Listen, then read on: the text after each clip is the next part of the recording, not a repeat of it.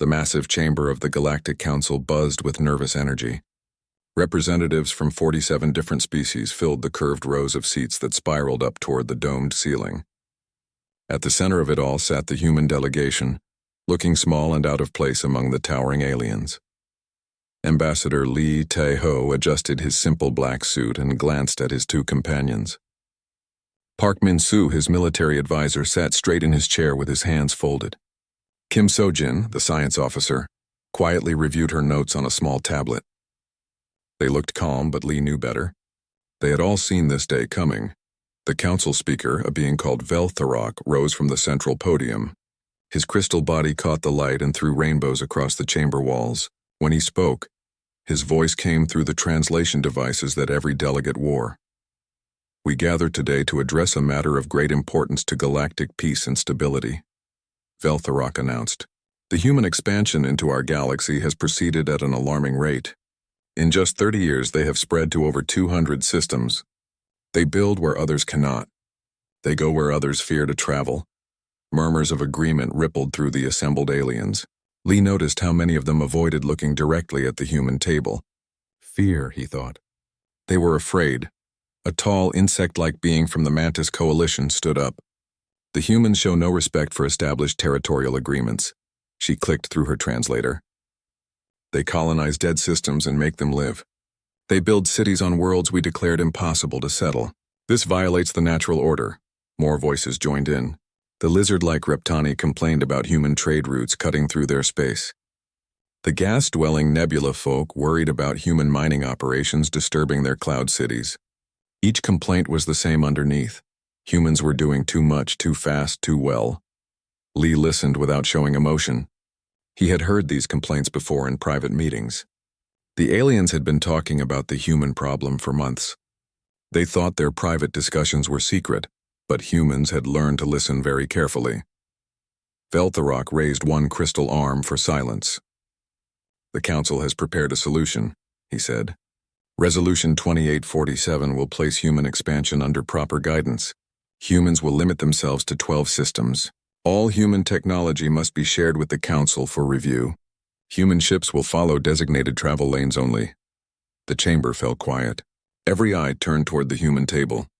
This was the moment they had all been waiting for. How would the young species react to being put in their place? Lee stood slowly. He was not tall compared to most of the aliens in the room, but something about the way he moved made the chamber even quieter. Park and Kim gathered their materials and stood beside him. The Terran Federation has listened to your concerns, Lee said in a clear voice. We have heard your solution. He paused and looked around the chamber, meeting the eyes of representatives who had seemed friendly just days before.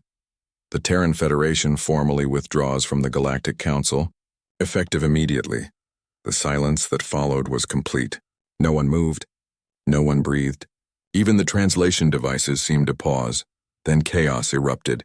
You cannot simply leave, shouted the Mantis representative. This is not how civilized species behave, cried a floating jellyfish-like creature from the deep ones. Vel'Thorok's crystal body flared with angry red light. You are making a terrible mistake, he said. Without the Council's protection, humanity will not survive in this galaxy.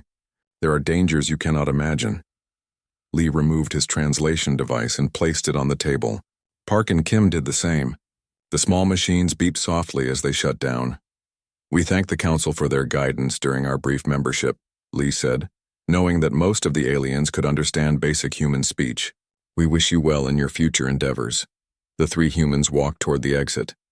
Their footsteps echoed in the suddenly quiet chamber. No one tried to stop them, though Lee could feel hundreds of alien eyes watching their every move. As they reached the door, Vel'Thorok called out one last time. You will regret this decision. The galaxy is vast and dangerous. You need us more than we need you. Lee paused at the threshold but did not turn around. Perhaps, he said quietly. We shall see. The doors closed behind them with a soft hiss. In the human shuttle bay, other members of the diplomatic staff were already loading equipment. They had been preparing for this moment for weeks. Everything important had already been moved. What remained were just the things they wanted the aliens to find. Captain Cho Young-min, the shuttle pilot, looked up as the three delegates entered. How did they take it, sir? About as well as we expected, Lee replied. Are the others ready? All human diplomatic facilities are being evacuated as we speak, Park reported, checking his communication device. The last transport leaves the station in 2 hours. Kim looked back toward the council chamber. Do you think they understand what just happened? Lee settled into his seat as the shuttle prepared for departure. Through the window, he could see alien security forces running toward the diplomatic quarters. Too late, the humans were already gone. They think we're children having a tantrum, he said. They think we'll come back in a few days, begging to be let back in on any terms they offer. The shuttle lifted off and turned toward the jump gate. Below them, Nexus Prime sprawled across the surface of the artificial world, home to trillions of beings from across the galaxy. It had been humanity's window into galactic civilization for 3 decades. Now it was just another alien world. Sir, the pilot called back. We're receiving multiple hail requests from Council Security. They want us to return for additional discussions. Ignore them, Lee said. Set course for home. As the shuttle entered hyperspace, Lee allowed himself a small smile. The aliens thought they knew humans. They had watched humanity struggle with basic galactic technology. They had seen human colonies fail in harsh environments. They had witnessed human ships break down in the deep void. What they had not seen was what humans did when they stopped pretending to need help. The real test would begin now. Everything humanity had worked toward for 30 years depended on the next few months. The aliens would soon learn that walking away without a word was not a sign of weakness. It was a declaration of independence. Dr. Yu Dae-jung pressed his face against the observation window of Research Station Horizon. The planet below, Kepler 442b, spun slowly in its orbit around the red dwarf star. 3 months ago, this had been just another human colony world, home to 2 million settlers and a thriving research community. Now it was something else entirely. Dae-jung watched massive construction ships move between the planet and its 3 moons. The ships were huge, bigger than anything humans were supposed to be able to build. They moved with purpose, following patterns that spoke of careful planning and unlimited resources. Still can't believe it, said Dr. Nam Soo-jin, joining him at the window. She carried a cup of coffee and looked tired. They all look tired these days. 3 months ago, we were playing by their rules. Now look at us, Dae-jung nodded. The transformation had been incredible to witness. The moment news of humanity's withdrawal from the Galactic Council reached the colonies, everything changed. Plans that had been secret for decades suddenly became reality. Resources that had been hidden were revealed. Technologies that had been kept in storage were deployed. His personal communicator chimed with a priority message. The seal of the Terran Federation appeared on the screen, followed by classification codes he had never seen before. Dae-jung's clearance level had just been upgraded to levels he didn't know existed. What is it? Soo-jin asked, seeing his expression. Orders, he said, reading quickly. We're being briefed on Operation Silent Running. The briefing room was small, but the holographic display that filled it showed the entire galaxy. Red dots marked human colonies and outposts. Blue dots showed alien-controlled systems. Green lines traced trade routes and communication networks. Admiral Park Jin-ho appeared as a hologram, broadcasting from Earth. His uniform was different from the ones Dae-jung remembered. Simpler, but somehow more impressive. Ladies and gentlemen, the Admiral began, I am authorized to brief you on humanity's true situation. What I am about to show you is classified at the highest levels, and for good reason. The display changed. The red dots representing human colonies began to pulse and grow. New dots appeared in systems that had been marked as empty space. Lines connected the dots, showing a network of human presence that dwarfed what the aliens thought they knew. For 30 years, we have allowed the galactic community to believe that humanity was struggling to adapt to space. We let them think we were dependent on their technology and guidance. This was a deliberate deception. Dae-jung felt his mouth go dry. Around him, other researchers and station personnel stared at the display in shock. Every failed colony was actually a cover for mining operations, the Admiral continued. Every ship that broke down in deep space was actually mapping jump routes the aliens didn't know existed. Every request for technological assistance was actually an intelligence-gathering operation. The display zoomed in on specific systems. Dae-jung saw his own station, but now he could see what had been hidden from him. Massive shipyards in the asteroid belts. defensive platforms disguised as research stations, weapon systems that could destroy entire fleets. The alien species believed they were teaching children, Admiral Park said. In reality, they were being studied by experts who already understood their technology better than they did. We have been preparing for this day since the moment we first made contact with galactic civilization. Sujin grabbed Daejung's arm. Did you know about this? She whispered. He shook his head. Few people had known the full scope of what humanity was doing, but looking back, the signs had been there. The mysterious construction projects that were always classified. The supply ships that came and went without explanation. The research that produced results that seemed too advanced for human capabilities. The display showed communication blackouts across human space. Every human colony, every research station, every mining operation had gone silent the moment the delegation left Nexus Prime. To outside observers, it would look like humanity had simply vanished. Phase 2 of Operation Silent Running is now in effect, the Admiral announced. All human systems are to implement full defensive protocols. No alien vessel is to be allowed within 50 light-years of any human installation, without explicit authorization from Terra Central Command. New images appeared on the display. Alien ships were shown trying to approach human systems, only to be met by defensive grids that shouldn't exist. The alien vessels were turned away without violence, but the message was clear. Human space was now off-limits. Intelligence reports indicate that the Galactic Council is in emergency session, Admiral Park continued. They expected humanity to collapse without their support. Instead, we have demonstrated capabilities they didn't know we possessed. They are confused, frightened, and completely unprepared for what comes next. The briefing ended with new assignments for everyone on the station. Daejung found himself promoted to Senior Research Coordinator, with access to projects that had been hidden from him for years. Sujin was assigned to the new Alien Technology Analysis Division. As the staff dispersed, Daejung lingered at the observation window. The construction ships were still working, but now he understood what they were building.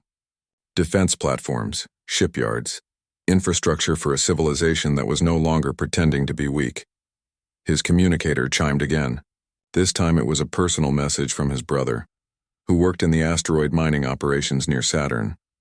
You should see what they're pulling out of the deep storage facilities, the message read. Ships that make our old cruisers look like toys. Weapons that were built 20 years ago and kept hidden. We've been preparing for war while pretending to play at peace. Daejung thought about the aliens on the Galactic Council. They had seen what they wanted to see.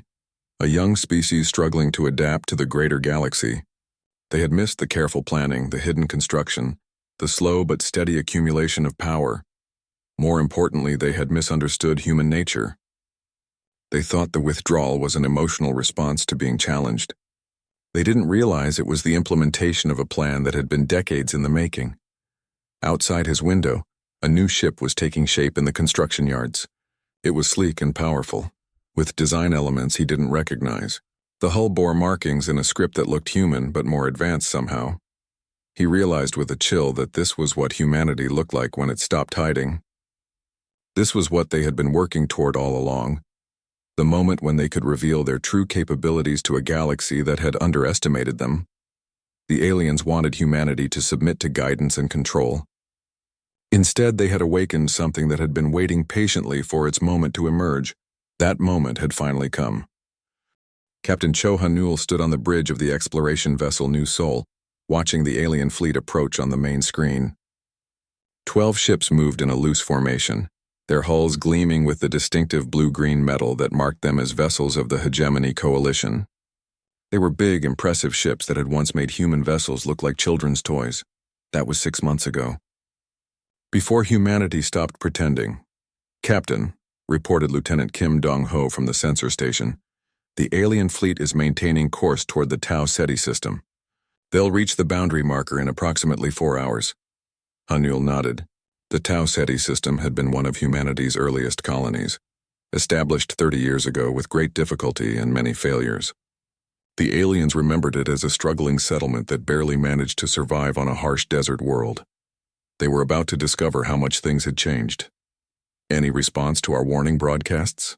Hanul asked. Negative, sir. They're ignoring all communications. The warning had been simple and polite, broadcast in perfect hegemony standard. You are approaching Terran sovereign space. Please alter course and depart. Further approach will be considered a hostile act. The alien commander war leader Zethkol had probably laughed when he heard it. Hanul had met Zethkol during the diplomatic days, back when humans still attended council meetings and pretended to need alien guidance. The hegemony officer had been condescending then, treating humans like amusing pets who might someday learn to be civilized. Orders from Fleet Command? Asked Commander Park Yunseo, Hanul's first officer. Standard protocol, Hanul replied. Disable but do not destroy. We want them to go home with a story to tell. The new soul was alone against 12 alien warships, but Hanul felt no concern. His ship looked the same on the outside as it had 6 months ago. But everything that mattered had been upgraded with technology the aliens didn't know humanity possessed. On the main screen, the alien fleet began to accelerate. They had detected the single human ship and were moving to intercept. In the old days, Hanul would have been forced to retreat or call for backup that might not arrive in time. Today, things were different. Tactical assessment, Lieutenant Bay? Hanul asked his weapons officer. Lieutenant Bay Minjun studied his displays. Standard hegemony fleet formation, sir. 3 heavy cruisers, 6 destroyers, 3 support vessels. Their weapons are charged and ready, but they're using outdated targeting systems. They still think we're using the same technology we had during the council days. And our capabilities? We could disable their entire fleet in under 30 seconds if needed, sir. Their shields won't stop our new beam weapons and their hulls can't withstand our plasma charges. But following orders, I've prepared the new drain systems for a non-destructive solution. Hanul smiled. The drain systems were one of humanity's most elegant innovations. Instead of destroying enemy ships, they simply absorbed all the energy from alien power cores, leaving the vessels helpless, but intact. It was a mercy the aliens had never shown to each other. Communications.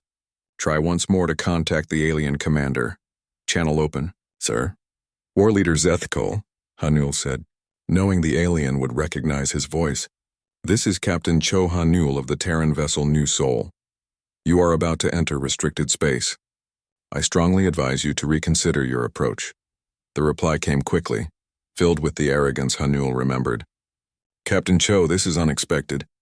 I thought all humans had run home to hide after your embarrassing withdrawal from the Council. Stand aside. The Coalition has business in this system. I'm afraid that won't be possible, War Leader. This system is under Terran protection. Protection? Zethakol's laughter came through the speakers. 1 human ship against my battle fleet? You cannot be serious. Deadly serious, I'm afraid. There was a pause. When Zethakol spoke again, his voice carried a hint of doubt. Your ship appears unchanged from our last encounter, Captain. Have you humans learned some new tricks in your exile? Hanul glanced around his bridge. His crew was ready, their faces calm and professional. These were people who had trained for this moment for years, using simulators that ran scenarios the aliens couldn't imagine. We've learned many things, War Leader, but I hope we won't need to demonstrate them. Please change course. Enough of this nonsense, Zethkol snapped. All ships prepare for engagement. Show these humans what happens when they forget their place. The alien fleet spread into an attack formation, their weapons powered up, creating the distinctive energy patterns that had once struck fear into human hearts. Energy beams and missile systems that could reduce a city to ash in seconds. Weapons free, Hanul ordered quietly. Lieutenant Bay's fingers moved across his controls with practiced precision. Drain systems activated, targeting all enemy power cores simultaneously. On the main screen, the alien ships suddenly began to slow. Their weapon systems flickered and died. Emergency lighting came on as their main power cores went offline one by one. In less than 30 seconds, 12 proud warships had been reduced to drifting hulks. The bridge was silent except for the quiet hum of the New Soul's advanced systems. They had just defeated a fleet that could have conquered entire systems. And they had done it without firing a single destructive shot. This is impossible. Zethkol's voice came through the communications, now filled with shock instead of arrogance. What did you do to us? Nothing permanent, War Leader. Your ships will regain power in approximately 6 hours. Enough time for you to think about what you've learned today. Hanul activated the ship's tractor systems. The New Soul, seemingly without effort, began pulling the disabled fleet away from the Tau Ceti system. The alien ships, each one massing thousands of tons, moved like toys being dragged by an invisible hand. Your technology, Zethkol said weakly. This is not possible. Humans don't have such capabilities. We didn't 6 months ago, Hanul admitted. But we weren't really trying 6 months ago. We were being polite guests in your galactic community. Now we're protecting our home. As they reached the edge of the system, Hanul had the tractor beams release their hold on the alien fleet. The disabled ships drifted in empty space, their crews working frantically to restore power.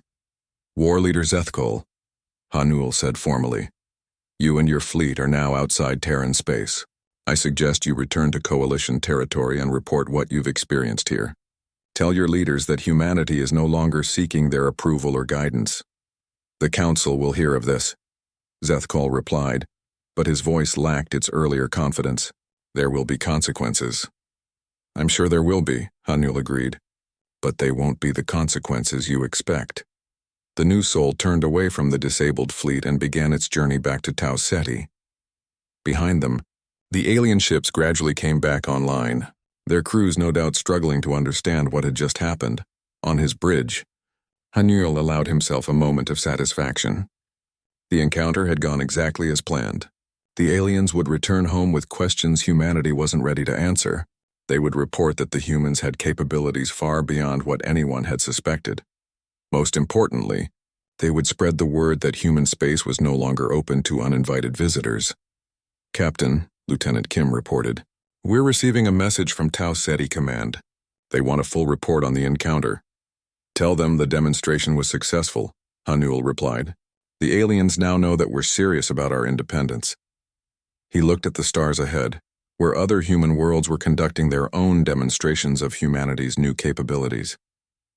The galaxy was about to learn that Earth's children had grown up while no one was watching, and they had grown up strong. Engineer Nam Ki-woo floated in zero gravity through the central corridor of Forge Alpha, one of humanity's most secret installations hidden deep in the asteroid belt between Mars and Jupiter. The facility was enormous, carved out of a metallic asteroid that had been hollowed out and converted into the most advanced shipyard humans had ever built. But the aliens didn't know it existed. Ki-woo pulled himself along the guide rails, heading toward the main construction bay where the latest batch of ships was nearing completion. These weren't the vessels that humanity had shown to the galactic community during their 30 years of membership. These were what humans could really build when they stopped pretending to need help. Status report, he said into his communicator as he entered the observation deck. Overlooking the construction floor, Batch 17 is ready for final testing, came the reply from Chief Engineer Lee Soo-bin. 24 ships, all equipped with the new phase drive systems and full defensive suites. The aliens have never seen anything like them. Ki-woo smiled as he watched the construction robots put finishing touches on sleek vessels that seemed to bend light around their hulls. Each ship incorporated technologies from dozens of different alien species, but improved and refined by human engineering. The results were vessels that surpassed their alien counterparts in every measurable way. How long before they're ready for deployment? 48 hours. Admiral Lim is eager to add them to the defense fleet. Ki-woo activated his personal display and reviewed the construction logs. The numbers were staggering. In the 9 months since humanity's withdrawal from the Galactic Council, the hidden shipyards had produced over 3,000 vessels. Each one was more advanced than anything the aliens believed humans could build, but the ships were only part of the story. He made his way to the intelligence section of the facility, where the real secrets were kept. Dr. Kim Hyun-woo, the facility's chief scientist, was waiting for him with a display showing the entire galaxy. The monitoring network is fully operational, Dr. Kim reported. We have surveillance stations in every major system, all of them cloaked and undetectable by current alien technology. Ki-woo studied the display. Thousands of tiny dots showed the locations of human listening posts, spy satellites, and monitoring stations scattered throughout galactic space. The network had been built slowly over 3 decades, disguised as failed mining operations and abandoned research projects. What are they telling us about the alien reaction? Panic, mostly. The Council has been in emergency session for weeks. They can't understand what happened to us. One day we were struggling colonists asking for help. The next day we vanished completely and started demonstrating capabilities they didn't know we had. Dr. Kim activated a recording.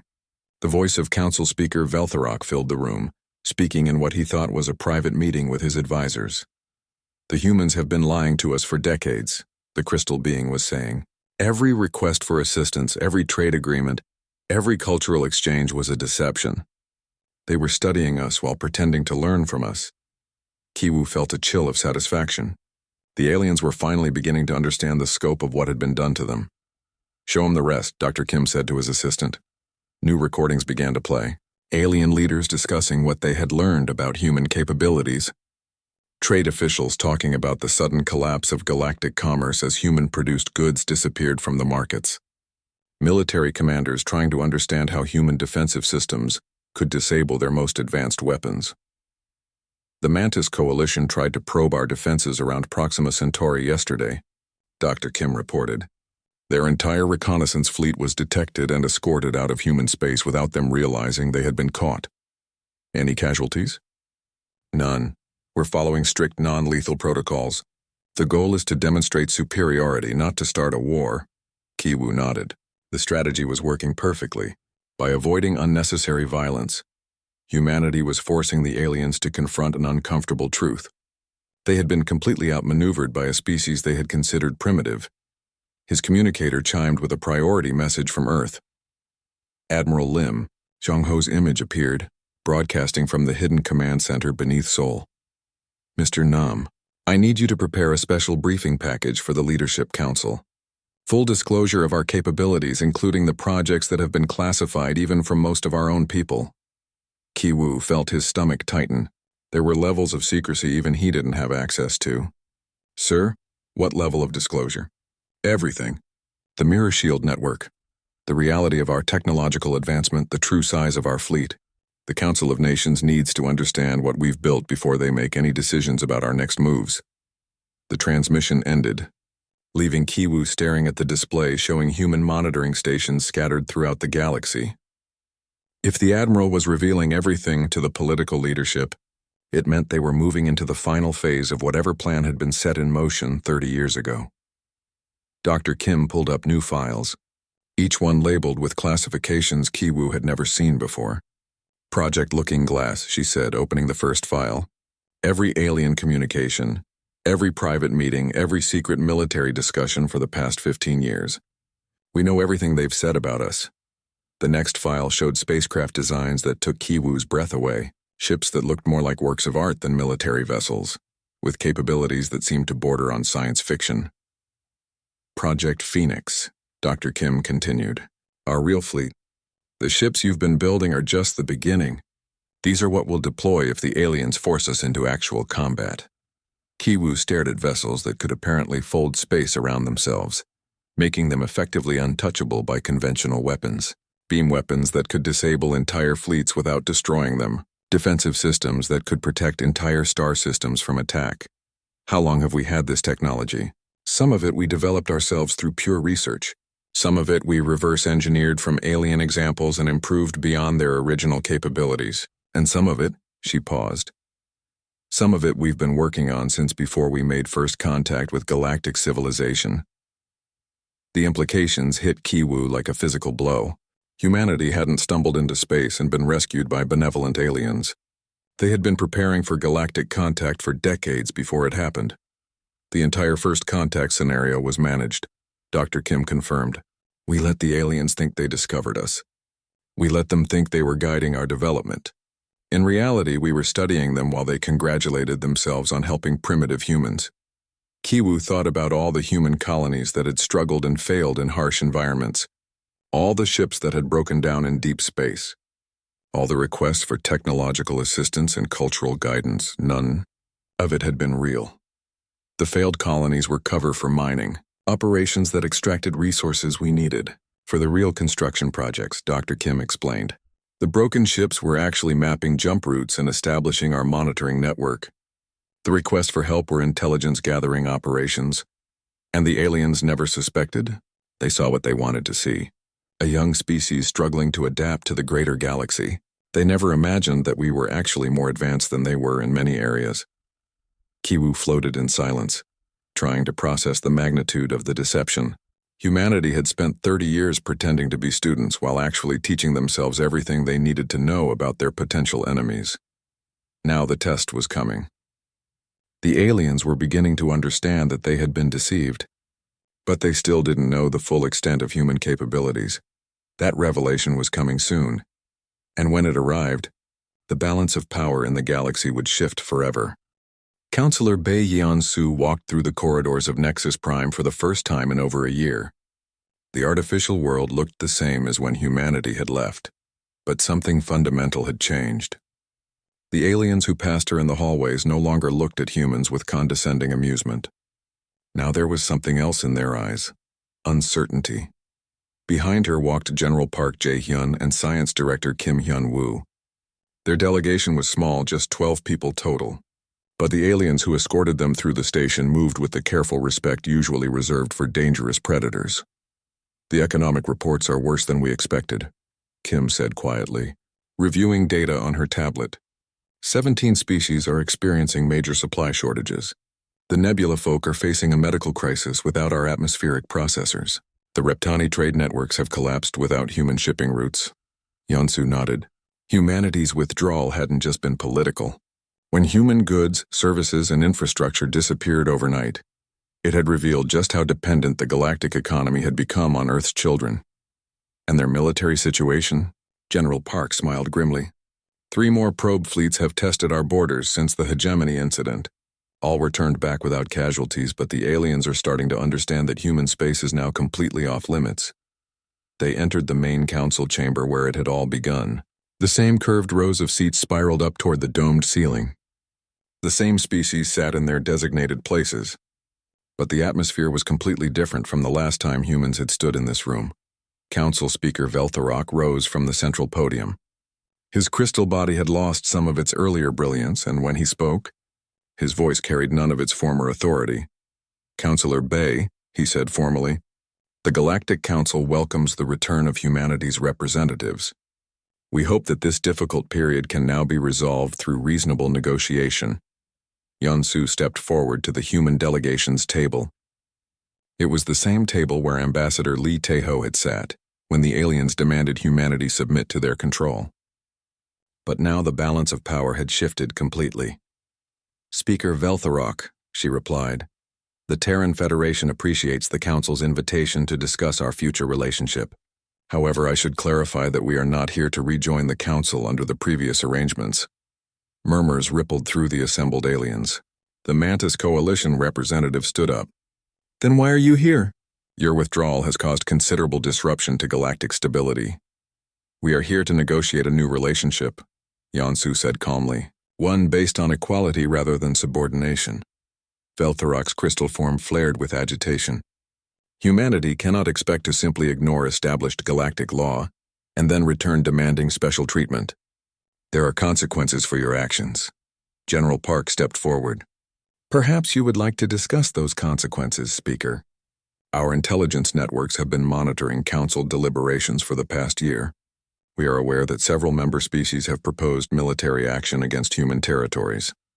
The silence that followed was deafening. The aliens were finally learning that human capabilities extended far beyond what they had demonstrated. "How?" whispered a delegate from the Deep Ones. "Our discussions were classified at the highest levels. We have been listening to your private conversations for 30 years, Science Director Kim said matter-of-factly. "Every closed session, every secret military briefing, every plan to limit or control human expansion. We know everything." Yansu allowed the implications to sink in before continuing. "The Terran Federation is prepared to offer a new arrangement. Full recognition of human territorial sovereignty over our current sphere of influence. Equal voting rights in all Council decisions affecting galactic policy. Mutual defense agreements to protect all species from external threats." "Outrageous," shouted the representative from the Hegemony Coalition. "You cannot expect us to treat humanity as an equal partner after your deception." "The alternative," General Park said quietly, "is that humanity continues to expand its influence independently, without Council oversight or input." To emphasize the point, Kim activated a holographic display that filled the center of the chamber. It showed the current state of galactic space, but with human territories marked in detail for the first time.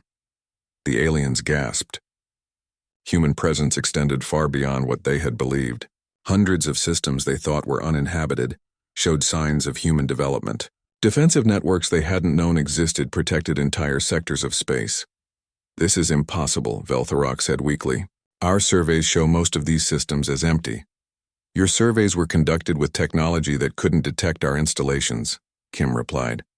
"We have been establishing our presence throughout this galaxy, while you believed we were struggling to survive in a handful of marginal systems." The display zoomed in to show specific human facilities. Massive shipyards that dwarfed anything the aliens could build. Research stations conducting experiments that pushed the boundaries of known science. Cities built on worlds that alien surveys had declared uninhabitable. "The choice before you is simple," Yonsu said. "Accept humanity as an equal partner in galactic civilization, or watch us continue to expand without your involvement. We no longer require your permission or approval." A delegate from the Spiral Council stood up desperately. "But the trade agreements! Our people depend on human medical technology. Our colonies need your atmospheric processors, all of which can be negotiated," Yonsu replied. "But as agreements between equals, not as charity from superiors to inferiors." Veltharok looked around the chamber at his fellow council members. Many of them were conferring in urgent whispers. The economic reports were clear. Without human participation, several species faced genuine hardship. "What exactly are you proposing?" he asked finally. Yonsu stepped forward with a document that had been prepared months in advance. "The new Terran Accords, full recognition of human sovereignty over our current territories, which include 733 star systems, establishment of human peacekeeping forces to patrol disputed regions of space, joint research initiatives to benefit all species, 733 systems." The number was staggering. The aliens had thought humanity controlled perhaps 50 systems. "We have been busy during our year away," General Park said with a slight smile. The debate that followed lasted for hours. Alien delegates argued among themselves, trying to find alternatives to accepting human demands. But the economic reality was undeniable. Without human goods and services, large parts of the galactic economy would collapse. More importantly, the military reality was becoming clear. Humanity had demonstrated defensive capabilities that made their territories effectively impregnable. Any attempt to force compliance would result in defeat for the aliens. Finally, Veltharok called for a vote on the new Terran Accords. The result was closer than Yonsu had expected, but decisive. 31 species voted in favor, with only 16 opposed. "The motion carries," Veltharok announced.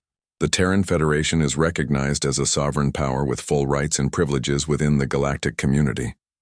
As the session ended, Yonsu allowed herself a moment of satisfaction. The young species that had once begged for guidance and assistance was now negotiating from a position of strength. Outside the chamber, alien delegates approached her with requests for private meetings, trade agreements to negotiate, defense pacts to discuss, cultural exchanges to arrange, all as equals. General Park joined her as they walked toward their shuttle. "The fleet reports are coming in," he said. "Human ships are now openly patrolling the major trade routes. No more hiding, no more pretending to be weak. And the colonies, expanding faster than ever. We've had requests from 12 species asking for permission to establish settlements in human-protected space. They want our security guarantees." Yonsu looked back at the council chamber one last time. A year ago, humanity had walked out in silence, leaving the aliens to wonder what would happen next. Now they knew. The galaxy had a new major power, one that had been hiding in plain sight for 30 years. The species that had once been dismissed as primitive, children had revealed themselves to be master strategists, who had been playing a game the aliens didn't even know existed. The balance of power had shifted permanently. Humanity was no longer asking for permission to exist in the galaxy. They were announcing their arrival as its newest leaders, and the galaxy would never be the same.